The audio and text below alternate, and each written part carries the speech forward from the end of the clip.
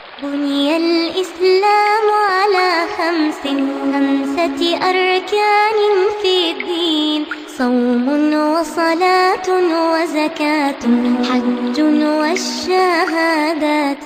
آج ہر انسان اس بات کی خواہش ضرور کرتا ہے کہ ہماری زندگیاں ایسی گزرے کہ جس زندگی کے اندر سکون ہو، جس زندگی کے اندر چین ہی چین ہو، اور ہماری زندگیوں کے اندر کشادگی ہو، راحت ہی راحت ہو، مصائب کا دور دور تک کوئی واسطہ نہ ہو۔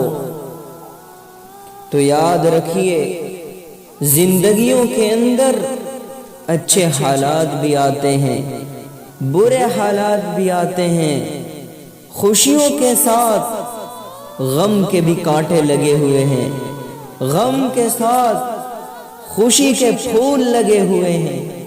ایسا کبھی بھی نہیں ہو سکتا کہ آپ زندگی گزاریں اور آپ کی زندگیوں میں کوئی مصیبت نہ ہو، کیونکہ دنیا نام ہی ہے مصیبت تو اور راحت کا، یہ دو چیزوں سے دنیا مرکب ہے۔ بھئی جہاں پر صرف خوشیاں ملے گی وہ جہاں تو صرف جنت۔ دنیا کے اندر تو مصائب کے بھی دروازے کھلے ہیں، خوشیوں کے بھی دروازے کھلے ہیں، لہٰذا دونوں نعمتوں پر آپ کو جب خوشی میسر ہو تو اس کے اندر تفاخر کرنا نہیں، اور جب کوئی مصیبت آ جائے تو اس پر بھی آپ شکوہ نہ کریں، بلکہ ان تمام مرحلوں کے اندر آپ صبر کے پیمانے کو لبریز نہ ہونے دیں۔ ہر حالت میں آپ صبر کے پیمانے کو اور صبر کے دامن کو مضبوط سے تھام لیں۔ یہی سبق ہے اسلام کا، یہی سبق ہے حضور اقدس صلی اللہ علیہ وسلم کا۔ اور دیکھا یہ گیا ہے کہ ہماری حالت یہ ہے کہ ہم اگر کسی بیماری میں مبتلا ہو جاتے ہیں تو ہم شکوہ کرنے لگتے ہیں کہ ہمارے ساتھ ایسا برا ہوا، ہمیں یہ بیماری نہیں ہونی چاہیے تھی۔ حضور اقدس صلی اللہ علیہ وسلم نے اس کا جواب دیتے ہوئے یہ باتیں اپنے امت کو بتلائی ہے کہ اللہ تبارک و تعالی جب کسی بندے سے محبت کرنا چاہتا ہے، جب وہ کسی کو اپنا قریب بنانا چاہتا ہے تو اللہ تبارک و تعالی اس کو پریشانیوں میں مبتلا کر دیتا ہے، ان پر مصائب نازل کرتا ہے۔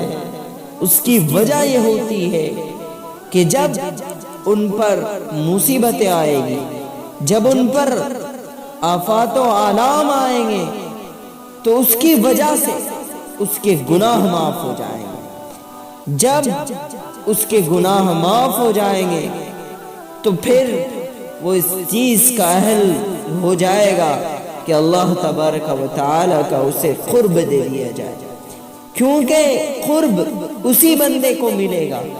اللہ تبارک و تعالی کا عاشق وہی شخص بن سکتا ہے جو گناہوں سے پاک ہو، جو اللہ تبارک و تعالی، جس بندے کے اندر اللہ تبارک و تعالی کی خشیت ہو، اور یہ اس وقت پیدا ہوگا جب کہ آپ کے گناہ معاف ہو جائیں گے۔ لہٰذا جب بھی آپ پر کوئی مصیبت ہو یا کوئی بھی تکلیف ہو، آپ صبر کیا کریں۔ تو جب خوشیاں آپ کے پاس آئے اس وقت بھی اللہ تبارک و تعالی کی تحمید کریں اور اللہ تبارک و تعالی کی پاکی بیان کریں، اور جب غم اور مصائب آئیں اس وقت بھی اللہ تبارک و تعالی کی ہی تعریف کریں۔ بندے پر یہ فرض بنتا ہے اور ہمارا یہ فریضہ بنتا ہے کہ ہر تکلیف پر ہم صبر کریں، اور یہ سمجھیں کہ دنیا کی تکلیف جو مجھ پر آتی ہے آخرت کی تکلیف سے بہت کم ہے جس کو اللہ تبارک و تعالی اس دنیا کی تکلیف کے عوض میں دور فرما دے گا۔ اس پر اللہ تبارک و تعالی کا آپ شکر ادا کریں۔ صبر دشوار ہو تو کفار کی جانب سے پہنچنے والی تکلیف پر رسول اللہ صلی اللہ علیہ وسلم کا صبر پیش نظر رکھیں۔ کیا آپ پر حضور اقدس صلی اللہ علیہ وسلم سے زیادہ مصیبتیں آئی؟ حضور اقدس صلی اللہ علیہ وسلم نے تو ایسی مصیبتوں کا سامنا کیا ہے کہ جن کو سن کر ہمارے رونگٹے کھڑے ہو جاتے ہیں، لیکن کیا حضور اقدس صلی اللہ علیہ وسلم نے ایسے حالات میں اللہ تبارک و تعالی کی تحمید کرنا چھوڑ دی؟ کیا ایسے حالات میں حضور اقدس صلی اللہ علیہ وسلم اللہ تبارک و تعالی سے شکایت کرنے لگے؟ نہیں، بلکہ انہوں نے تو جن لوگوں نے حضور اقدس صلی اللہ علیہ وسلم کو تکلیف دیا ان کو دعائیں دی کہ اللہ یہ بیچارے نہیں جانتے، یہ ہماری تعلیمات کو نہیں جانتے، یہ ابھی نااہل ہیں، یہ ناواقف ہیں، ان کے گناہوں کو بخش دے اور ان کو ہدایت جیسی بے بہا نعمتوں سے سرفراز کر دے۔ اب آپ کے ذہنوں میں یہ سوال گردش کر رہا ہوگا کہ ہم نے اپنی زندگیوں کے اندر ایسے لوگوں کو بھی دیکھا ہے جو اللہ تبارک و تعالی کی نافرمانیاں شب و روز کرتے ہیں، لیکن پھر بھی اللہ تبارک و تعالی ان پر دنیا کی نعمتوں کو وسیع کر دیا ہے اور ان پر پریشانیاں بھی نہیں آتی۔ وہ اپنے پوری زندگی سکون والی زندگی گزارتے ہیں، باوجود کہ وہ نافرمانیاں کر رہے ہیں، لیکن ہم اللہ تبارک و تعالی کی فرما برداری بھی کر رہے ہیں، لیکن ہم ہی پر مصیبتیں آ رہی ہیں۔ ان پر مصیبتیں کیوں نہیں آتی جبکہ وہ مستحق ہے؟ کیونکہ اللہ تبارک و تعالی کی نافرمانیاں ہمارے مقابلے میں وہ کر رہے ہیں۔ یاد رکھیے، اس کا جواب یہ ہے کہ اللہ تبارک و تعالی نے فرمایا کہ بندے بھی میرے ہیں، بلائیں بھی میری ہے، مصیبتیں بھی میری ہے، اور یہ ہم پر کہ چاہے میں جن پر نازل کر دوں یا جن پر میں روک دوں۔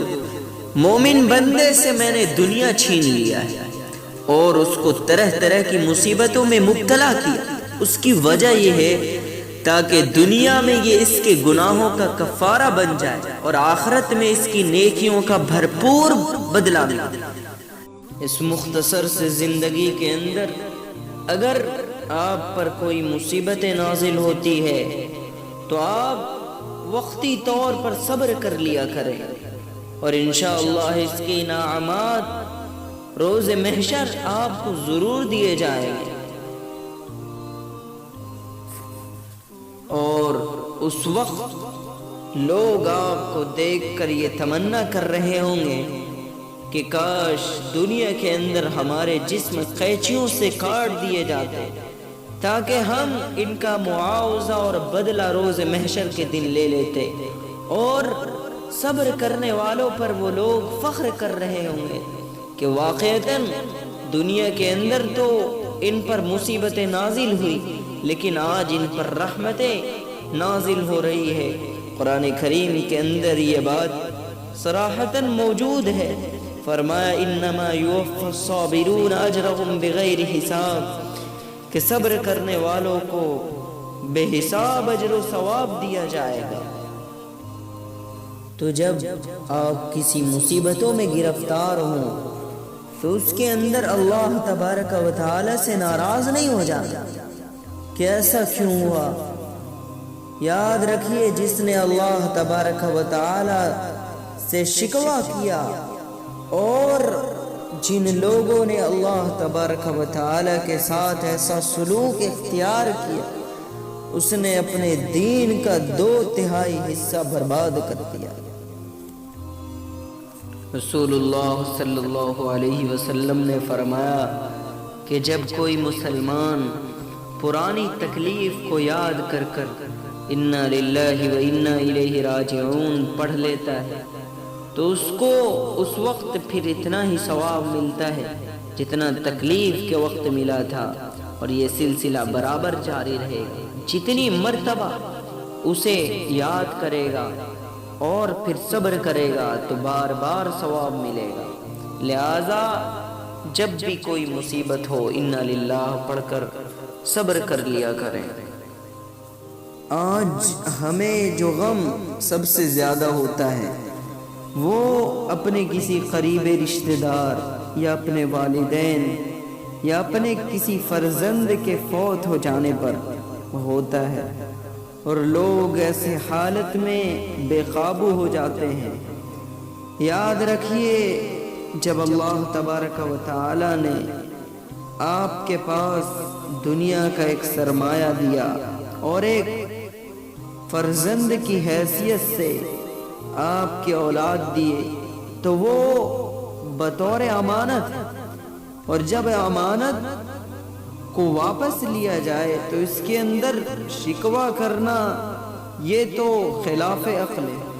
فرض کرے میں نے آپ کے پاس 1000 روپے بطور امانت رکھنے کے لیے دیا کہ میں آئندہ آپ کے پاس سے یہ چیز لے لوں گا۔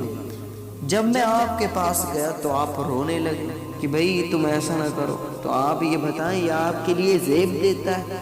بھئی وہ امانت تھی، اور امانت اسی کا حق ہے جس نے امانت بطور امانت آپ کو رکھنے کے لیے دیا۔ لہذا جب کوئی مصیبتیں آ جاتی ہیں یا کوئی فرزند فوت ہو جائے یا کوئی بھی عزیز و اقارب فوت ہو جائے تو اس سلسلے میں صبر سے کام لے۔ ہاں یہ بات کہی جا سکتی ہے کہ یہ محبت کا تقاضا ہے، اس کی وجہ سے آنکھوں کے اندر آنسو آئیں گے، دل بھی ٹوٹے گا اور حزن و ملال بھی بہت ہوگا۔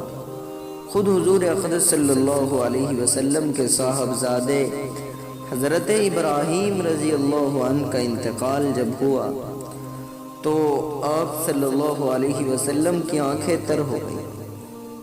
اس وقت جو صحابی موجود تھے وہ حیرت سے کہنے لگے یا رسول اللہ آپ نے تو رونے سے منع فرمایا ہے اور آپ خود رو رہے ہیں۔ فرمایا میں نے اس رونے سے منع نہیں کیا بلکہ میں نے تو چیخنے چلانے کپڑے پھاڑنے جسم کو مارنے کوٹنے سے منع کیا ہے۔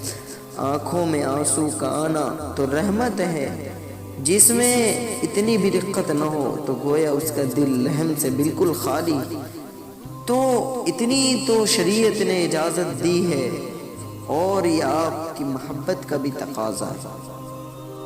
اخیر میں صبر پر 3 مخصوص انعامات کو شمار کر میں اپنی بات ختم کرتا ہوں۔ جن لوگوں نے صبر کیا تو صبر کرنے والے پر پہلا انعام یہ ہوگا کہ جنت کے اندر سرخ یاقوت کا بنا ہوا محل، جس کی طرف اہل جنت اس طرح دیکھیں گے جس طرح دنیا میں ستاروں کو لوگ دیکھتے ہیں، یعنی بہت بلند، اس میں سوائے نبی فقیر، شہید فقیر، مومن فقیر کے کوئی داخل نہیں۔ دوسرا انعام فقراء مالداروں کے مقابلے میں 500 برس پہلے جنت میں چلے جائیں گے۔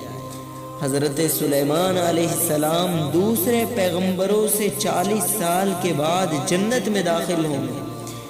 اس تاخیر کی وجہ یہ ہے کہ حضرت سلیمان علیہ السلام کو چونکہ بادشاہت ملی اور فقیر طبقے کے انسان 500 سال پہلے جنت میں جائیں گے۔